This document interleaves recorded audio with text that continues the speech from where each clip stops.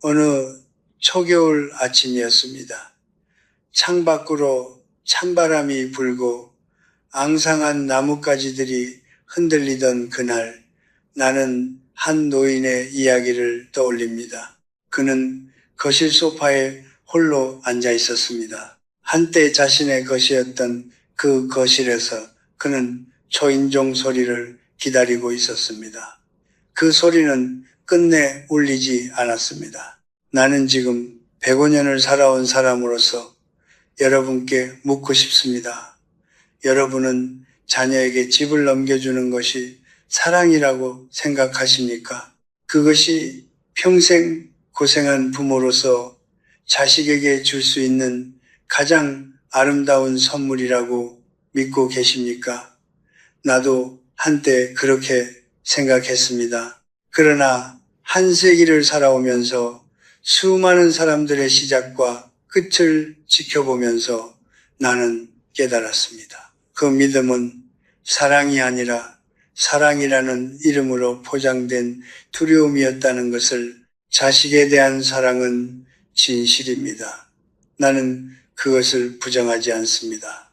그러나 인간의 자기보호 본능은 그 사랑보다 더 깊은 곳에 뿌리를 두고 있습니다. 우리는 그것을 직시하는 것을 두려워합니다. 왜냐하면 그 진실은 너무 불편하기 때문입니다. 하지만 나이가 들수록 나는 불편한 진실이 달콤한 환상보다 훨씬 더 인간을 지켜준다는 것을 알게 되었습니다. 여러분, 재산을 넘겨주는 순간을 상상해 보십시오. 공증사무소의 형광등 아래 떨리는 손으로 서명을 하는 그 순간을 말입니다. 자녀의 눈에는 눈물이 맺히고 어머니, 아버지, 감사합니다. 평생 모시겠습니다. 라는 말이 이어집니다. 그 순간은 진심이었을 것입니다. 나는 그것을 의심하지 않습니다. 문제는 그 이후입니다. 법적 소유권이 넘어가는 순간 눈에 보이지 않는 무언가도 함께 넘어갑니다. 바로 관계의 균형추입니다. 그리고 한번 기울어진 저울은 스스로 돌아오지 않습니다. 나는 젊었을 때 사랑은 모든 것을 이긴다고 믿었습니다. 그러나 30살의 나와 105살의 나 사이에는 너무나 많은 이야기들이 있습니다. 전쟁이 있었고 굶주림이 있었고 가장 가까운 사람들에게 상처받는 밤들이 있었습니다. 그 모든 경험들이 나에게 가르쳐 준 것은 단 하나였습니다. 인간은 이상만으로 움직이지 않는다는 것. 인간은 현실의 구조 속에서 움직인다는 것. 그리고 그 구조를 이해하는 사람만이 끝까지 존엄하게 살아갈 수 있다는 것입니다. 오늘 나는 여러분께 불편한 이야기를 하려 합니다. 그러나 이것은 자녀를 비난하는 이야기가 아닙니다. 이것은 여러분 자신을 지키는 이야기입니다. 삶의 마지막 날까지 누군가의 눈치를 보지 않고 자신의 집에서 자신의 이름으로 존엄하게 살아가기 위한 이야기입니다. 그리고 그 존엄은 저절로 주어지지 않습니다. 지켜야만 합니다. 끝까지. 여러분, 저는 숫자를 좋아하지 않습니다. 숫자는 차갑고 인간의 고통을 너무 쉽게 단순화시킵니다. 그러나 때로는 숫자만이 우리가 외면하고 싶은 진실을 정면으로 보여주기도 합니다. 생전에 자녀에게 집을 넘겨준 노인 4명 중 3명이 그 결정을 후회한다는 사실, 여러분은 알고 계셨습니까? 이것은 어느 한 나라의 이야기가 아닙니다. 고령화 사회로 접어든 동아시아 전역에서 가족의 형태가 변화하는 세계 곳곳에서 반복되는 이야기입니다. 75%, 4명 중 3명. 저는 이 숫자를 처음 들었을 때 놀라지 않았습니다. 왜냐하면 저는 그 3명을 직접 알고 있었으니까요. 제 오랜 벗 최 선생의 이야기를 들려드리겠습니다. 그는 나보다 10살 아래였고 평생을 성실하게 살아온 사람이었습니다. 교직에 몸담으며 두 아들을 대학에 보냈고 서울 외곽에 작지만 단단한 집 한 채를 마련했습니다. 그 집은 단순한 건물이 아니었습니다. 그것은 그의 40년 세월이었고 그의 아내와 함께 밥을 지어 먹던 부엌이었고 두 아들이 처음 걸음마를 떼던 마루였습니다. 그는 78살이 되던 해 큰아들에게 그 집을 넘겨주었습니다. 이유는 간단했습니다. 내가 살아있을 때 줘야 진짜 사랑이지 라고 그는 웃으며 말했습니다. 처음 1년은 괜찮았습니다. 큰아들 내외는 주말마다 찾아왔고 손자들의 웃음소리가 집안을 채웠습니다. 최 선생은 그제야 잘 결정했다고 생각했다고 합니다. 그러나 두 번째 해부터 방문 횟수가 조금씩 줄기 시작했습니다. 바쁘다는 이유였습니다. 세 번째 해에는 명절에만 얼굴을 보았습니다. 네 번째 해에는 큰아들이 집을 리모델링 하겠다고 했습니다. 최 선생과 상의하지 않고 결정된 일이었습니다. 그가 40년간 지켜온 부엌의 타일이 하루아침에 바뀌었고 아내의 손때가 묻어있던 싱크대가 철거되었습니다. 최 선생은 그날 나에게 전화를 걸어 이렇게 말했습니다. 형서가, 나는 오늘 내 집에서 이방인이 됐어. 그 말이 내 가슴속에 오래 남았습니다. 이방인, 자신이 평생 일구어온 공간에서 자신이 직접 서명하여 넘겨준 그 공간에서 그는 손님이 되어 있었습니다. 아들이 나쁜 사람이어서가 아닙니다. 아들은 그저 이제 자기 집이 된 곳을 자기 방식대로 꾸몄을 뿐입니다. 그것은 너무나 자연스러운 일이었습니다. 그러나 그 자연스러움이 최 선생에게는 칼처럼 느껴졌습니다. 다섯 번째 해, 최 선생은 나에게 더 이상 그 집 이야기를 하지 않았습니다. 그리고 83살의 겨울 그는 세상을 떠났습니다. 임종 직전 그가 내게 남긴 말은 지금도 귓가에 맴돕니다. 형서가, 집은 끝까지 내 이름으로 갖고 있었어야 했어. 그게 사랑인 줄 알았는데 그게 아니었어. 그건 내 존엄을 내 손으로 포기한 거였어. 저는 그의 손을 잡고 아무 말도 할 수 없었습니다. 그 침묵 속에서 나는 다짐했습니다. 이 이야기를 더 많은 사람들에게 전해야겠다고. 변화는 결코 갑자기 오지 않습니다. 그것은 밀리미터 단위로, 한 번에 짧아진 방문으로, 한 번에 빠진 전화로, 한 번에 생략된 식사로 조용히 스며듭니다. 그리고 어느 날 문득 눈을 떠보면 당신은 자신의 집에서 초대받지 못한 손님이 되어 있습니다. 75%의 노인들이 후회한다는 그 숫자는 결국 사랑이라는 이름 아래 스스로의 존엄을 내려놓은 수많은 부모들의 고백입니다. 그리고 그 고백은 지금 이 순간에도 어딘가에서 계속되고 있습니다. 저는 지금 여러분의 자녀를 비난하려는 것이 아닙니다.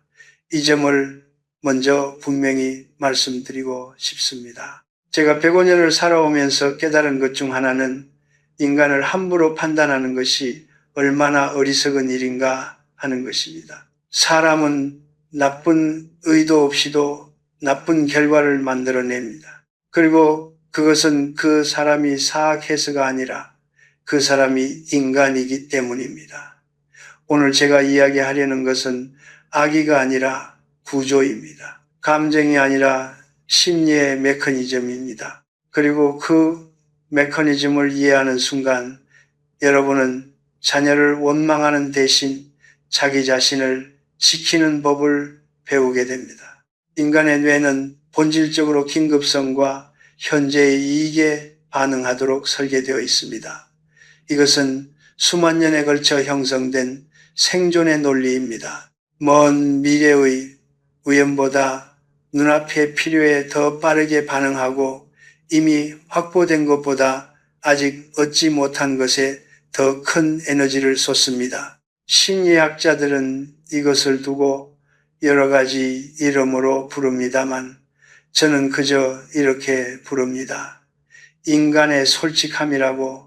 우리는 모두 이 본능을 가지고 태어났습니다. 당신의 자녀도, 당신도, 그리고 나도 마찬가지입니다. 자녀에게 집을 넘겨주고 나면 무슨 일이 일어납니까?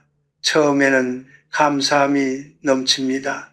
부모에 대한 애틋함이 솟구칩니다. 자주 찾아오고 전화하고 밥을 챙깁니다. 이것은 진심입니다. 저는 그것을 의심하지 않습니다. 그러나 시간이 흐를수록 그 감사함의 강도는 서서히 낮아집니다. 왜냐하면 인간의 뇌는 이미 완료된 일에 대해서는 점점 덜 자극받도록 되어 있기 때문입니다. 재산 이전이라는 사건은 이미 끝났습니다. 서명은 이미 됐습니다. 등기부 등본에는 이미 자녀의 이름이 올라가 있습니다. 그 순간부터 뇌는 조용히 다음 과제로 넘어갑니다. 이것은 배은 망덕이 아닙니다. 이것은 신경과학입니다. 제가 젊었을 때 존경하던 선배학자 한 분이 계셨습니다. 그분은 이런 말씀을 하셨습니다. 관계는 감정만으로는 유지되지 않네. 관계에는 구조가 필요해. 감정은 파도처럼 오르내리지만 구조는 해저처럼 변하지 않거든. 그 말이 당시 30살이었던 저에게는 너무 냉소적으로 들렸습니다. 사랑이 있으면 다 된다고 믿던 시절이었으니까요. 그러나 70이 되고 80이 되고 90을 넘기면서 저는 그분의 말이 얼마나 정확했는지를 몸으로 배웠습니다. 감정은 흔들립니다. 그러나 구조는 남습니다. 부모가 재산을 보유하고 있는 동안 그 관계에는 자연스러운 구조가 존재합니다. 이것은 계산적인 이야기가 아닙니다. 부모가 독립적일수록 자녀는 부모를 한 명의 온전한 인간으로 대합니다. 부탁해야 할 사람이 아니라 여전히 존중해야 할 어른으로 봅니다. 그 존중은 따뜻한 감정에서만 오는 것이 아닙니다. 그것은 부모가 스스로 서 있는 모습, 즉 독립적으로 살아가는 존재로서의 위험에서 비롯되는 것입니다. 그 위험이 사라지는 순간 관계의 무게중심이 이동합니다. 그리고 그 이동은 되돌리기가 매우 어렵습니다. 저는 여러분의 자녀가 나쁘다고 말하는 것이 아닙니다. 저는 여러분의 자녀가 인간이라고 말하는 것입니다. 인간이기에 본능이 있고 본능이기에 구조에 반응합니다. 그렇다면 우리가 해야 할 일은 그 본능을 원망하는 것이 아니라 그 본능이 올바른 방향으로 작동할 수 있는 구조를 우리 스스로 만드는 것입니다. 그리고 그 구조의 가장 기본적인 토대가 바로 끝까지 자신의 이름으로 지키는 자산입니다. 집이란 단순한 부동산이 아닙니다. 집은 관계의 균형추이며 노년의 존엄을 지탱하는 마지막 기둥입니다. 105해를 살아오면서 저는 수없이 많은 이별을 목격했습니다. 그리고 가장 슬픈 이별은 죽음이 아니었습니다. 가장 슬픈 이별은 살아있으면서 가족에게 잊혀지는 것이었습니다. 그 이별은 대부분 나쁜 사람들 사이에서 일어나지 않았습니다. 그것은 좋은 사람들이 좋은 의도로 그러나 잘못된 구조 속에서 살다 보니 어느새 만들어진 비극이었습니다. 우리는 그 비극을 반복하지 않아야 합니다. 그것이 오늘 제가 이 이야기를 꺼내는 이유입니다. 여러분, 저는 지금 돈 이야기를 하려 합니다. 그런데 이것은 여러분이 흔히 듣는 재테크 이야기가 아닙니다.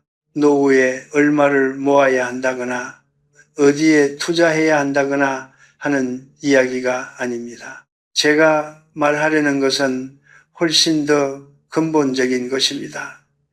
돈과 집이 왜 노년의 삶에서 단순한 재산이 아니라 존엄의 언어가 되는가 하는 것입니다. 저는 이것을 방파제라고 부릅니다. 거센 파도가 밀려올 때 육지를 지키는 그 방파제 말입니다. 바다를 상상해 보십시오. 잔잔할 때 방파제는 눈에 잘 띄지 않습니다. 그냥 그 자리에 조용히 서 있을 뿐입니다. 그러나 폭풍이 올 때, 파도가 거칠게 밀려올 때 방파제는 비로소 자신의 존재 이유를 드러냅니다.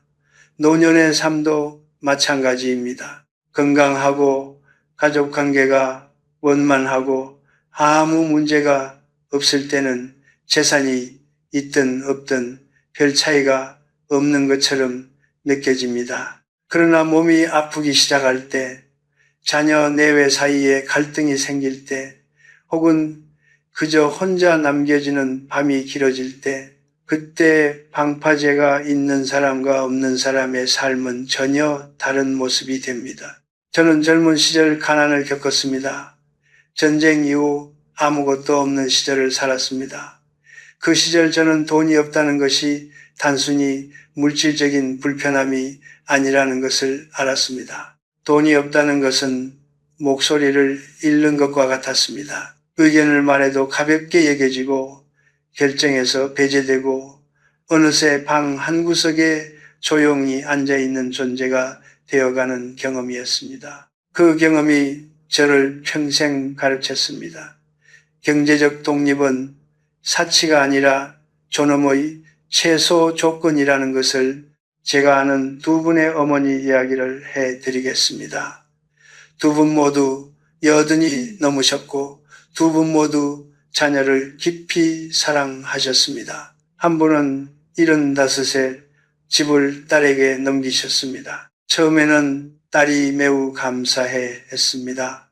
그러나 얼마 지나지 않아 어머니는 병원을 가고 싶어도 딸에게 부탁해야 했고 친구를 만나러 가고 싶어도 눈치를 봐야 했습니다. 어느 날 오랜 친구에게 작은 선물을 사주고 싶었는데 딸에게 손을 벌리는 것이 너무 부끄러워 그냥 빈손으로 만났다고 하셨습니다. 그날 밤 그분은 이불 속에서 혼자 우셨다고 합니다. 아무도 그분을 나쁘게 대한 것이 아니었습니다. 그러나 그분은 자신의 삶 안에서 서서히 작아지고 있었습니다. 다른 한 분은 달랐습니다. 그분은 80이 넘어서도 자신의 이름으로 된 작은 집을 끝까지 지키셨습니다. 자녀들에게 물질적으로 많이 해주지는 못하셨지만 당신만의 공간이 있었고 당신만의 통장이 있었고 당신만의 아침 루틴이 있었습니다. 그분의 자녀들은 자주 찾아왔습니다. 의무감이 아니라 그 공간이 좋아서 그 어머니가 여전히 자신의 세계를 가진 한 명의 어른으로 느껴져서 찾아왔습니다. 두 어머니의 차이는 자녀들의 마음이 아니었습니다. 차이는 구조였습니다. 방파제가 있었느냐 없었느냐의 차이였습니다. 저는 여러분께 묻고 싶습니다.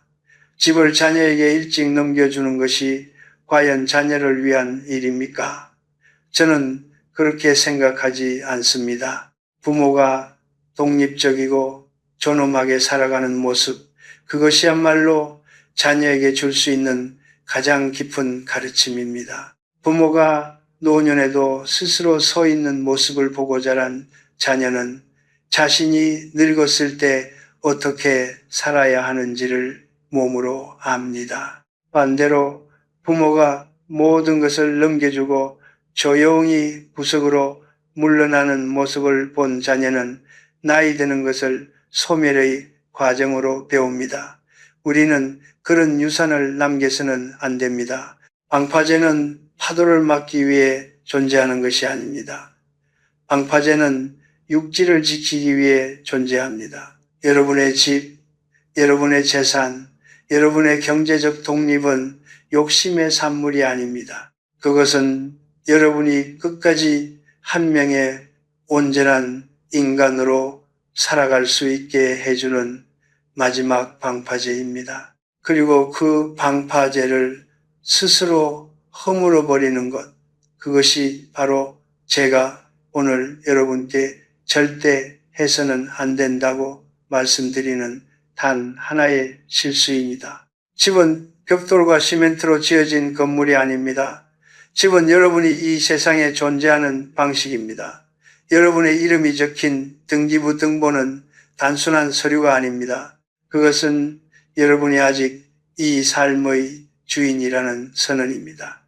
그 선언을 마지막 숨을 거두는 날까지 거두어 드리지 마십시오. 저는 오늘 여러분께 한 가지 역설을 이야기하려 합니다. 살면서 가장 많이 베푼 사람이 왜 가장 외롭게 생을 마감하는 경우가 많은가 하는 것입니다. 이것은 억울한 이야기가 아닙니다. 이것은 우리가 반드시 이해해야 하는 삶의 구조에 관한 이야기입니다. 저는 105해를 살아오면서 이 역설을 수도 없이 목격했습니다. 그리고 그때마다 저는 가슴이 아팠습니다. 왜냐하면 그 외로움 속에 있던 사람들은 대부분 누구보다 선하고 누구보다 헌신적이었으며 누구보다 자녀를 깊이 사랑했던 분들이었기 때문입니다. 92살 무렵 저는 오랜 지인 두 분을 거의 같은 시기에 만났습니다. 두 분 모두 80대 후반이었고 두 분 모두 평생을 자녀를 위해 살아오신 분들이었습니다. 그런데 두 분의 노년은 너무나 달랐습니다. 한 분, 윤 선생은 65살에 이미 전 재산을 세 자녀에게 골고루 나누어 주셨습니다. 집도 땅도 모아두었던 적금도 모두 정리해서 자녀들에게 넘기셨습니다. 그분은 당시 이렇게 말씀하셨다고 합니다. 죽고 나서 재산 때문에 자식들이 싸우는 꼴은 보고 싶지 않다. 내가 살아있을 때 깔끔하게 정리하는 게 맞다. 그 말은 틀리지 않았습니다. 그 마음은 진심이었습니다. 그러나 결과는 그분이 원하던 것과 전혀 달랐습니다. 재산을 나누어 준 이후 처음 몇 년은 세 자녀 모두 자주 연락했습니다. 그러나 시간이 흐를수록 각자의 삶에 치여 발길이 뜸해졌습니다. 윤 선생이 몸이 아파 입원했을 때 큰아들은 해외 출장 중이었고 둘째 딸은 자녀 학교 문제로 바빴으며 막내 아들은 사업 위기로 연락이 잘 닿지 않았습니다. 각자 이유가 있었습니다. 각자 진심으로 아팠습니다. 그러나 윤 선생은 병원 복도에서 혼자 검사 결과를 기다렸습니다. 간호사가 보호자가 누구냐고 물었을 때 그분은 잠시 말을 잇지 못하셨다고 합니다. 3명의 자녀를 가진 분이 보호자를 대답하는데 말문이 막히셨습니다. 다른 한 분, 정 선생은 달랐습니다. 그분은 자녀들에게 생전에 큰 재산을 주지 않으셨습니다. 대신 작은 아파트 한 채를 끝까지 본인 명의로 유지하셨고 매달 쓸 수 있는 작은 연금을 지키셨습니다. 자녀들은 처음에 조금 서운해했다고 합니다. 다른 집은 부모님이 미리 다 해주시던데 라는 말도 들으셨다고 합니다. 그러나 정 선생은 흔들리지 않으셨습니다. 그분은 이렇게 말씀하셨습니다. 내가 서 있어야 너희도 기댈 곳이 생긴다. 내가 쓰러지면 너희가 나를 짐으로 여기게 된다. 나는 너희의 짐이 되고 싶지 않다. 그 말은 냉정하게 들릴 수 있습니다. 그러나 그 말 속에는 자녀를 향한 가장 깊은 배려가 담겨 있었습니다. 정 선생의 자녀들은 자주 찾아왔습니다. 의무감이 아니라 그 공간이 편안해서 그 아버지 곁에 있으면 여전히 무언가 배우는 것이 있어서 찾아왔습니다. 정 선생이 90이 넘어서도 아침마다 산책을 하고 책을 읽고 자기만의 루틴으로 하루를 시작하는 모습은 자녀들에게 노년이 소멸이 아니라 여전히 살아있음의 증거로 보였습니다. 그 모습이 자녀들을 다시 그 곁으로 불러들였습니다. 두 분의 차이는 자녀들의 효심이 아니었습니다. 차이는 부모 스스로가 만들어 놓은 관계의 구조였습니다. 저는 여기서 한 가지 중요한 진실을 말씀드려야겠습니다. 인간은 필요한 곳으로 갑니다. 그리고 가치를 느끼는 곳에 머뭅니다. 부모가 모든 것을 내어주고 나면 자녀의 뇌는 무의식적으로 그 관계를 이미 완성된 것으로 처리합니다. 더 이상 쌓아야 할 관계가 아니라 이미 정산된 관계로 인식하기 시작합니다. 이것은 잔인한 이야기처럼 들리지만 이것이 인간의 본능이 작동하는 방식입니다. 반면 부모가 독립적으로 서 있을 때 관계는 여전히 살아 숨쉬는 유기체처럼 움직입니다. 아직 나눌 이야기가 있고 아직 배울 것이 있고 아직 함께할 시간이 있는 관계로 느껴집니다. 모든 것을 내어주는 것이 사랑의 완성이라고 생각하셨다면 오늘 그 생각을 조용히 내려놓으시길 바랍니다. 진정한 사랑은 자신을 지우는 것이 아닙니다. 진정한 사랑은 자신이 건강하고 존엄하게 서 있음으로써 사랑하는 사람들에게 기댈 수 있는 어른으로 남아있는 것입니다. 베푸는 것과 소멸하는 것은 다릅니다. 나누는 것과 자신을 지우는 것은 다릅니다. 저는 여러분이 끝까지 나누는 사람이 되시길 바랍니다. 그러나 결코 스스로를 지워버리는 사람이 되지는 마십시오. 주는 손이 받는 손보다 복되다는 말이 있습니다. 그 말은 진실입니다. 그러나 그 말이 완성되려면 한 가지 조건이 필요합니다. 주는 손이 끝까지 존재해야 한다는 것입니다. 울 수 있는 힘이 남아 있어야 한다는 것입니다. 빈 손이 된 손은 더 이상 줄 수도 받을 수도 없습니다. 그 빈 손으로 혼자 남겨지지 않도록 오늘 여러분의 손을 지키십시오. 저는 지금까지 여러분께 왜 집을 지켜야 하는지, 왜 경제적 독립이 존엄의 언어인지를 말씀드렸습니다. 그런데 이 지점에서 여러분 중 많은 분들이 이런 생각을 하실 것입니다. 알겠습니다, 교수님. 그런데 구체적으로 어떻게 해야 합니까? 저는 그 질문을 기다렸습니다. 철학은 삶을 비추는 등불이지만 등불만으로는 걸을 수 없습니다. 발이 딛고 서야 할 땅이 필요합니다. 오늘은 그 땅에 대해 말씀드리겠습니다. 105해를 살아오면서 제가 반드시 지켜야 한다고 확신하게 된 3가지 경계선입니다. 첫 번째 경계선은 이것입니다. 살아있는 동안 그리고 아직 정신이 맑을 때 절대로 부동산을 자녀에게 이전하지 마십시오. 이것은 냉정한 결정이 아닙니다. 이것은 가장 따뜻한 결정입니다. 앞서 말씀드린 것처럼 소유권이 넘어가는 순간 관계의 균형도 함께 이동합니다. 많은 분들이 이렇게 말씀하십니다. 우리 아이들은 달라요. 우리 아이들은 절대 그러지 않아요. 저는 그 말을 들을 때마다 조용히 고개를 끄덕입니다. 그리고 속으로 이렇게 생각합니다. 최 선생도 윤 선생도 제가 지난 100년간 만나온 수많은 분들도 처음에는 모두 그렇게 말씀하셨다고 자녀를 믿지 말라는 것이 아닙니다. 인간의 본능을 믿으라는 것입니다. 그리고 그 본능이 잘못된 방향으로 흘러가지 않도록 구조를 현명하게 유지하라는 것입니다. 집은 유언장 안에 있어야 합니다. 공증사무소가 아니라 두 번째 경계선은 이것입니다. 개인 재정을 자녀에게 완전히 의존하지 마십시오. 아무리 작은 금액이라도 자신의 이름으로 된 통장 하나를 끝까지 지키십시오. 여기서 금액의 크기는 중요하지 않습니다. 중요한 것은 그 통장이 존재한다는 사실 자체입니다.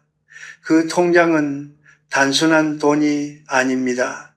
그것은 여러분이 누군가의 허락 없이 오늘 하루를 살아갈 수 있다는 자유의 증거입니다. 친구에게 커피 한 잔 사줄 수 있는 자유, 손자에게 작은 선물을 건넬 수 있는 자유, 혼자 버스를 타고 오래된 동네를 한 바퀴 돌아볼 수 있는 자유, 이 작은 자유들이 모여서 노년의 존엄이 됩니다. 누군가에게 손을 벌려야만 움직일 수 있는 삶은 아무리 물질적으로 풍요로워도 내면은 가난합니다. 저는 그 가난이 얼마나 사람을 작게 만드는지를 직접 보아왔습니다. 여러분은 그 가난 속으로 스스로 걸어 들어가지 마십시오. 세 번째 경계에서는 어쩌면 가장 중요한 것일 수 있습니다. 자신만의 성소를 지키십시오. 이것은 물리적인 공간일 수도 있고 시간일 수도 있으며 습관일 수도 있습니다. 아침에 혼자 앉아 차를 마시는 30분, 저녁에 일기를 쓰는 시간, 일주일에 한 번 혼자 걷는 산책로, 아무도 들어오지 않는 작은 서재 한 켠, 이 성소는 누구에게도 양보하지 마십시오. 자녀가 와서 그 공간을 바꾸려 하거든 부드럽게 그러나 단호하게 말씀하십시오. 이곳은 내 공간이다 라고. 우리는 나이가 들수록 자꾸 작아지려는 경향이 있습니다. 자리를 내어주고 목소리를 낮추고 존재를 줄여나가려 합니다. 그러나 그것은 겸손이 아닙니다. 그것은 서서히 이루어지는 자기 소멸입니다. 겸손과 소멸은 다릅니다. 겸손은 나를 낮추는 것이고 소멸은 나를 없애는 것입니다. 여러분은 낮아질 수는 있지만 사라져서는 안 됩니다. 이 세 가지 경계선은 자녀를 향한 불신에서 나온 것이 아닙니다. 오히려 반대입니다. 이 경계선은 자녀와의 관계를 끝까지 아름답게 유지하기 위한 지혜에서 나온 것입니다. 부모가 독립적일수록 자녀는 부모를 존경합니다. 부모가 자신의 세계를 가질수록 자녀는 그 세계를 방문하고 싶어 합니다. 부모가 스스로 서 있을수록 자녀는 그 곁에 있는 것이 짐이 아니라 배움이 된다는 것을 느낍니다. 경계선은 벽이 아닙니다. 경계선은 관계를 보호하는 울타리입니다. 벽은 사람을 가두지만 울타리는 안을 지키면서도 밖과 연결됩니다. 저는 한 가지를 더 말씀드리고 싶습니다. 이 경계선들을 지키는 일은 처음에 외롭게 느껴질 수 있습니다. 자녀가 서운해할 수도 있습니다. 우리를 믿지 못하냐는 말을 들을 수도 있습니다. 그 순간이 가장 어려운 순간입니다. 그러나 그 순간을 견뎌내십시오. 사랑은 때로 상대방이 원하는 것을 주지 않는 것으로 표현됩니다. 아이가 달라고 울 때 사탕을 주지 않는 것이 진짜 사랑인 것처럼 자녀가 원한다고 해서 자신의 존엄을 내어주는 것은 사랑이 아닙니다. 그것은 두려움입니다. 사랑받지 못할까봐, 버려질까봐, 나쁜 부모로 불릴까봐 하는 두려움입니다. 그 두려움을 직시하십시오. 그리고 그 두려움에 지지 마십시오. 105살에 제가 여러분께 드릴 수 있는 가장 솔직한 말은 이것입니다. 노년에 후회하는 사람들은 대부분 너무 많이 준 사람들이 아닙니다. 너무 일찍 포기한 사람들입니다. 너무 일찍 자리를 내어주고, 너무 일찍 목소리를 거두고, 너무 일찍 스스로를 무대 뒤로 밀어넣은 사람들입니다. 무대는 여러분의 것입니다. 마지막 장면까지 여러분이 주인공입니다. 그 자리를 지키십시오. 끝까지. 저는 지금 이 글을 쓰면서 창밖을 바라보고 있습니다. 오늘도 해가 뜨고 오늘도 해가 집니다. 105번의 봄을 맞이하고 105번의 겨울을 견뎌온 저는 이제 한 가지를 압니다. 삶이란 결국 얼마나 많이 가졌느냐의 이야기가 아니라는 것을, 얼마나 많이 사랑받았느냐의 이야기도 아니라는 것을, 삶이란 마지막 순간까지 얼마나 자기답게 서 있었느냐의 이야기라는 것을, 그리고 그 자기다움의 가장 단단한 토대가 바로 오늘 우리가 함께 나눈 이야기의 핵심입니다. 오늘 저는 여러분께 집 이야기를 했습니다. 그러나 사실 저는 집 이야기를 한 것이 아닙니다. 저는 존엄 이야기를 한 것입니다. 집은 그 존엄을 지탱하는 하나의 형태일 뿐입니다. 진짜 집은 벽돌로 지어진 건물이 아닙니다. 진짜 집은 여러분의 내면에 있습니다. 아무도 침범할 수 없는 자기만의 세계, 누가 뭐라 해도 흔들리지 않는 자기만의 중심, 홀로 있어도 충분한 자기만의 고요함, 그것이 바로 우리가 평생 지어야 할 진짜 집입니다. 그리고 그 집은 살아있는 동안 단 한 번도 타인에게 넘겨줄 수 없습니다. 넘겨줘서도 안 됩니다. 저는 살아오면서 많은 것을 잃었습니다. 전쟁에서 친구들을 잃었고, 세월 속에서 사랑하는 사람들을 먼저 떠나 보냈습니다. 몸은 점점 느려졌고, 기억은 가끔 흐릿해졌습니다. 그러나 한 가지만은 끝내 잃지 않으려 했습니다. 그것은 스스로를 존중하는 마음이었습니다. 누군가의 시선이 아니라 자기 자신의 기준으로 하루를 살아가는 그 감각이었습니다. 아침에 눈을 뜰 때 오늘도 내 삶을 내가 산다는 그 단순하고도 깊은 자유였습니다. 그것이 있는 한 저는 늙지 않았습니다. 그것을 잃는 순간이 진짜 늙는 순간이라는 것을 저는 압니다. 여러분, 지금 이 글을 읽고 계신 여러분이 40이든 50이든 60이든 혹은 이미 1년을 넘기셨든 간에 지금 이 순간이 너무 늦은 때는 아닙니다. 아직 서명하지 않으셨다면 하지 마십시오. 이미 넘겨주셨다면 지금부터라도 자신의 내면에 집을 짓기 시작하십시오. 재산은 되돌릴 수 없어도 자신을 향한 존중은 언제든 다시 시작할 수 있습니다. 오늘 아침 혼자 차를 한 잔 끓이는 것에서, 오늘 저녁 짧게라도 일기를 쓰는 것에서, 오늘 오후 누구의 눈치도 보지 않고 혼자 산책을 나서는 것에서 그 집 짓기는 다시 시작됩니다.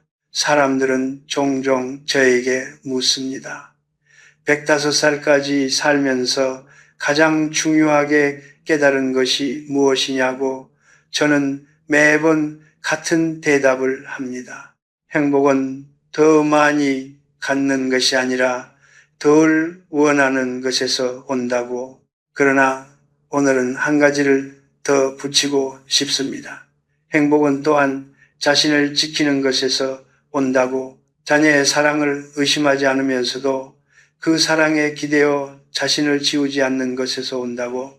사랑받기 위해 자신을 희생하는 것이 아니라 스스로를 사랑함으로써 진짜 사랑을 받을 자격을 만드는 것이라고. 저는 여러분의 남은 날들이 조용하고 단단하기를 바랍니다. 화려하지 않아도 좋습니다. 많은 사람들이 찾아오지 않아도 좋습니다. 다만 여러분이 자신의 공간에서 자신의 이름으로, 자신의 리듬으로 하루를 살아가는 그 평범한 하루하루가 쌓여서 존엄한 삶이 되기를 바랍니다. 그것이 제가 105해를 살아오면서 발견한 가장 아름다운 삶의 형태입니다. 요란하지 않고 과시하지 않으며 그러나 끝까지 자기 자신이기를 멈추지 않는 삶. 그 삶 앞에서 시간은 적이 아니라 친구가 됩니다. 마지막으로 한 말씀만 드리겠습니다.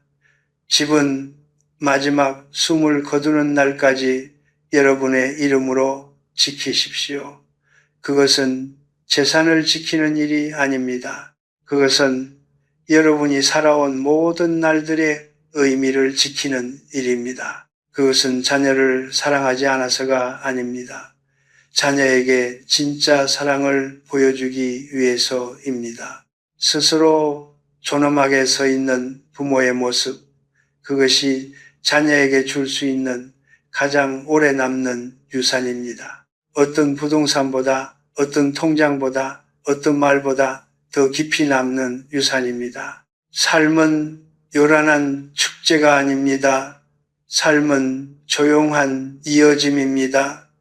그 이어짐 속에서 끝까지 자기 자신이었던 사람, 저는 그런 사람이 되고 싶었고 여러분도 그런 사람이 되시기를 진심으로 바랍니다. 고맙습니다.